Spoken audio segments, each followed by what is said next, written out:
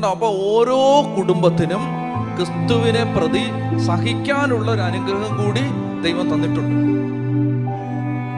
അപ്പൊ ജീവിതത്തിൽ എന്തെങ്കിലും മനപ്രയാസം ഉണ്ടായാൽ, ഒരു അപമാനം ഉണ്ടായാൽ ഉടനെ മനസ്സുമെടുത്തിട്ട് ഞങ്ങൾ എന്തോരം പ്രാർത്ഥിച്ചതാണ്, ഞങ്ങൾ എല്ലാ കുർബാനയ്ക്കും പോയതാണ്, ഞങ്ങൾ യൂട്യൂബിൽ അച്ഛൻ്റെ പ്രസംഗം എല്ലാം കേട്ടതായിരുന്നു. ഒരു കാര്യമില്ല. ഈശോ എന്തിനായിരുന്നു ഈശോ ഈ കാറ്റ്?